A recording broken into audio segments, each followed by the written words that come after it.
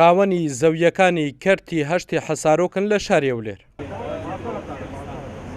هاتوونەتە بەردەم بینای پارێزگای هەولێر داوای جێبەجێکردنی ئەو بەڵێنانە دەکەن کە پێیان دراوە بۆ گەیاندنی خزمەتگوزاری و ڕێگەپێدانیان بە دروستکردنی خان و لەسەر زەویەکانیان. هیچ شتێک نەکرا بەس تەنها بڵێنێک بۆ بەڵێنە چاندا لە ئەو خەرکە شاری هەولێر خەڵکەکە بەس ئینتیزارە تو حیساب کە 17 سارە خەڵک بەس ئینتیزای ڕۆژەشی دەکا کە حکومەت ڕێپێدانەشی بکە ئەو خەڵکە بچی خانی لە خۆلیێندرێ دروست بکە بەس تا ئێستا هیچ نەکرێ.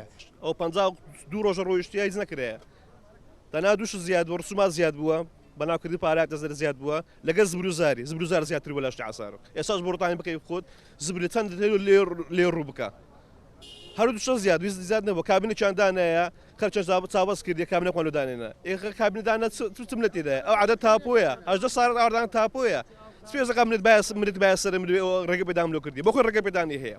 باوتەی خاوەنی زەویەکان تەنها و کەسانە ڕێگە پێدانیان پێدەدرێت کە دەست بە مامەڵەکردن بکەم بۆ دروستکردنی خان و کە زەویەکانیان دابەشدوو نەکراوە. ئەمە لە کاتێکدایە بەشی زۆری زەویەکان نیوەی زەویەکە فرۆشراوە و ئێستا هەر زەویەکی 250 مەتری بە ناوی دوو کەسەوەیە. ئەمەش کێشەی بۆ ئەو خەڵکە دروست کردووە. داواکاریەکەمانەوە کەبار ڕێمان پێ بدەن بە حەقی مەشروعی خۆمانە 125 مەترە دروستیکەن وەکو گەڕەکەکانت کە وەکو جێیەکانت کە ئاوە زێرا بە شتێکمان لۆ بین وە بیتایم ژین لەو سەحرایە. ئەوان دەزانن نیوەی زیاتی هەشتی ئاسارۆکانی و قەتعی هەیە کابینەشان لێ دانایە دەرێن بە ئەوانەی 250 کە بچن بیکەنە خانوو ئەوان خۆیان ئەوان چینی هەژار تێدا هەیە بەشێک چون داوای ڕێپێدانیان کردیە بەس نیوەی زیاتی 125ە ئەوان ڕێگە بەمە نادەم بیکەینە خانوو.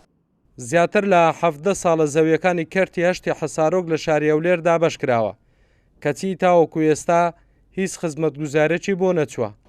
لە ماوەی ئەو ساڵانەشدا خاوەنی زەویەکان زۆرترین داواکاری و ناڕەزایەتیان هەبووە.